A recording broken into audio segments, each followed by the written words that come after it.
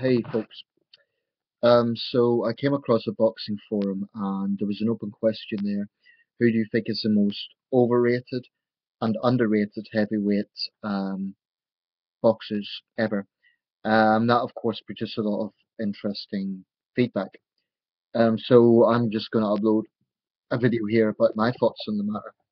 I'm going to stick to heavyweight fighting because if I was to cover every division, the video would take a long time because I believe there are a lot of underappreciated fighters out there, and I think some guys maybe get slightly more credit than they deserve compared to other fighters. There's a few disclaimers I'd like to make. Firstly, this is a very important point. Just because I, or others for that matter, say that in my opinion, a fighter is overrated doesn't mean that it's the same as saying a fighter is shit. Um, so you can have a guy who's overrated but can still be seen as a great fighter. It's just that he may get slightly more accolades or slightly more recognition than is merited compared to other fighters, point for point, and so on. So that's an important disclaimer I want to make. So the guys I'm going to mention who I think are a bit overrated, it doesn't mean that I don't think they're great fighters.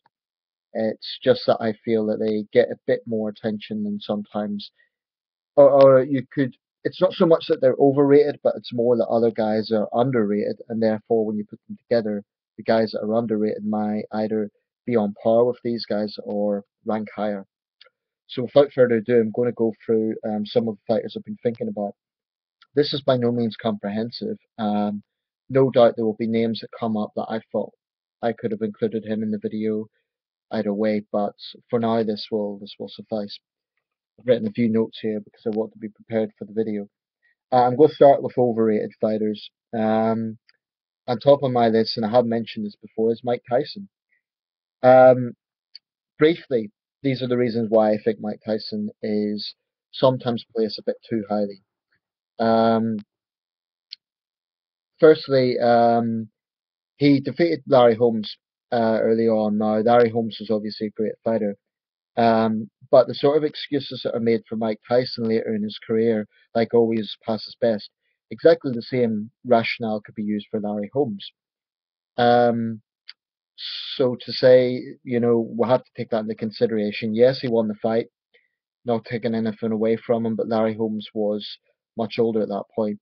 Now, the guys that Tyson beat after that, I would consider them to be very worthy fighters. I'm talking about this Kid Dynamite period of the late 80s when Tyson was seen as a force of nature. Um, Guys like Michael Spinks, Tony Tucker, etc., they were all very worthy contenders and in some cases champions. I'm not taking anything away from them, Pinklon Thomas. Um, but none of them were really world class fighters, all time greats. I mean, they were the best fighters in the world at that time, and what any fighter has to do is take on those who were around at the time. So I'm not blaming Mike Tyson for that. He done what he had to do. Um, I think though that sometimes that whole force of nature thing is a bit exaggerated. Yes, it's true that he had a lot of early stoppages, but there were some guys that went the distance. I believe Tony Tucker was one of them, or at least if not distance, they lasted a lot longer than is sometimes remembered. If you look at the BoxRec records, which is what I base this analysis on, if you look at those records, then you'll see that actually some of Mike Tyson's early fights did last for, these weren't all first round knockouts. So I do believe that is exaggerated. He was beaten 1990 by James Buster Douglas. Buster Douglas, take nothing away from him, man of enormous courage, I have a lot of respect for him, but he wasn't an all time great, let's face it. Why? Because he didn't capitalize after the Tyson win. So when this is often brought up with Tyson fans, they say, "Oh well, he was distracted. He was with prostitutes. Um, things were going downhill for Tyson." But if you look at the things that James Douglas was facing at the time, he had just as much adversity to overcome. Not to mention the fact he was an underdog. An underdog always has more adversity to overcome. So I feel there's excuses made for Mike Tyson for his losses that you wouldn't get with other fighters. Um, in the end of the day, he was supposed to be a professional boxer. Now, I take the view that because he won the world heavyweight title so young, it kind of it went to his head, and he was surrounded by a few corrupt figures later on. Um, Again, though, whilst that is a reality in boxing, you could use the same excuse for, Don King has corrupted many fighters, so to use that just for Mike Tyson, at least be consistent and say that he's done the same with other fighters. Um, his manager dying, again, a lot of fighters go through personal ordeals. So I just feel that there is a lot of excuses made for Mike Tyson.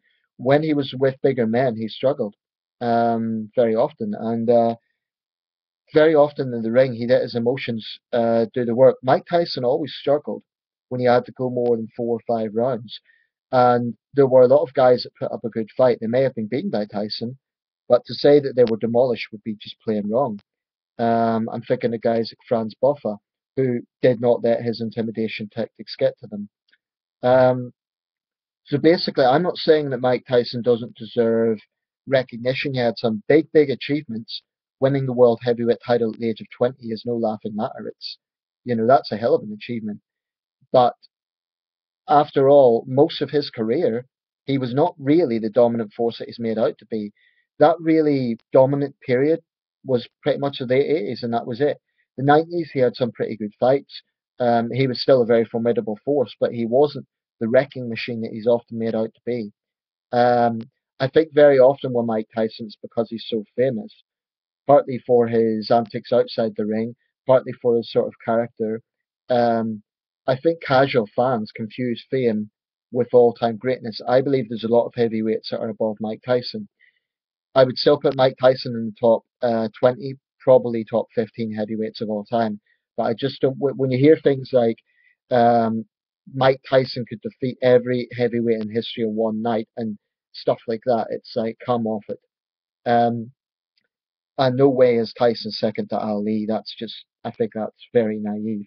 So for all those reasons, that's why I think he is the most overrated boxer ever.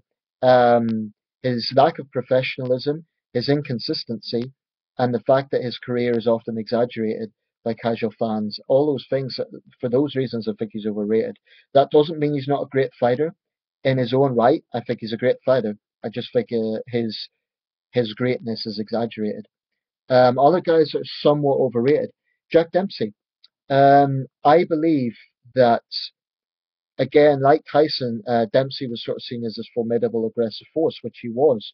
But there's a few things to note about Dempsey. He avoided black fighters. Now, that's just plain wrong. It's racist, but it discredits him in the sense that he isn't facing all the opposition of his day. Another thing was that there's a lot made of the Long Count fight. That is the second fight with Gene Tooney. Now, I appreciate there's controversy around the fact there was a 14-second count, but the point is Gene Tooney had won the first fight. I personally believe Gene Tooney should rank higher than Dempsey. Again, like Tyson, Dempsey was a great, great fighter, very aggressive, but I think his fame sort of overrides his overall greatness. He was the biggest sports celebrity of the 1920s. He was a character. He was a very aggressive, formidable fighter. So I think all those things kind of overshadow his actual legacy as a fighter. I don't think he is quite as high as he's sometimes made out to be. Um, who else do I think's overrated? Joe Frazier. Um, Now, what I want to emphasize here is when I'm saying the guy's overrated, I'm not taking away anything from his heart and from his tenacity and his toughness. Joe Frazier was a hell of a fighter, no question about that. But I feel sometimes when I see him in like the top five heavyweights of all time, I think that's a huge exaggeration. I think there's many guys who don't get the same recognition who could probably have evenly matched Joe Frazier. An example would be Ken Norton. In fact, unless I'm mistaken, Ken Norton beat Joe Frazier. But it's very rare that you'll see Ken Norton in the top 10 fighters of all time. So I think if you want a pure fighter with all the heart and the steel of an old time fighter with that sort of spirit, yeah, Joe Frazier. But in terms of actual all-round skill. He was much more of a brawler than a skilled fighter. I'm not taking anything away from him. He done what he done. He was a great fighter, but I don't think he's quite as great as he's often made out to be. Um, Jack Johnson, now this might be a controversial thing to say, because Jack Johnson is unquestionably one of the bravest men to ever enter a ring. He was in boxing at a time when there was vicious racism. He had to go into rings with, bands, almost entirely white crowds, literally jeering out racial slurs, and he just didn't give a damn. You have to kind of respect that stubborn, not give a damn attitude. The only reason I put a question mark with Johnson is because I believe there was many other black fighters at the time who were just as good, but didn't get the sort of recognition and fame that he did. And I'm going to talk about some of those guys in the underappreciated section, which is going to be bigger. Um, I've actually come to the hour. There's something I want to watch, but I'll make another video about underappreciated fighters. So for now, these are guys I think are slightly overrated. And again, everyone I've named, I think they're all great fighters in their own right. Mike Tyson, Jack Dempsey, Joe Frazier, Jack Johnson. Um, I'm not saying they're not great fighters. I'm just saying that almost all the time I see these guys in the top 10 heavyweights, and I just don't know if they really deserve to be in the top 10. Top 15, definitely. Top 20, unquestionably. Top 10, basically, I think there's other guys that done just as much, achieved just as much, but because they didn't have the fame, they didn't have the recognition for whatever reason, they weren't in there. Another thing I'd like to say about old fighters, and this applies to my next video as well, um, it's harder to really analyze older fighters. I'm talking let's say pre 1930. Very often the footage is very grainy. Fights were notoriously corrupt. I mean, I've just watched a video on the famous 1910 Jack Johnson, James J. Jeffries fight. Apparently, that was so corrupt that Tex Rickard petitioned the President of the United States at the time, William Taft, to be referee. He petitioned the writer Arthur Conan Doyle to be referee. In the end, he became referee. These fights went on forever. Um, and there's a few things I'd like to say about that, actually, regarding two of the guys I believe are underrated in the next video.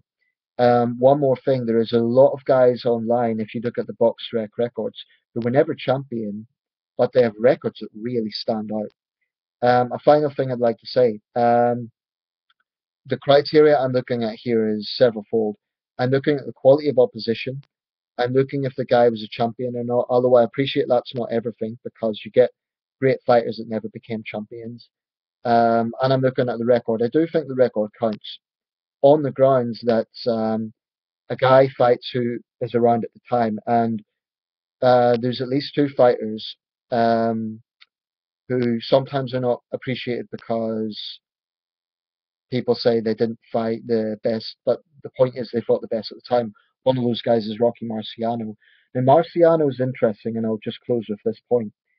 Marciano is both overrated and underrated. Overrated because he's often put as the greatest heavyweight of all time, or third after Joe Louis and Muhammad Ali. Um, I don't think that the undefeated thing alone is merit for that. On the grounds that 49 fights, whilst a lot, is not an exceptional amount. Um, there's a lot of speculation in boxing. We don't know if Marciano would have been defeated had he kept fighting. He done what he had to do, but his opponents, his best opponents, were all past their peak. Jersey Joe Walker, Archie Moore, and Joe Louis. That's no fault of Rocky Marciano. He was a younger man. He done what he had to do.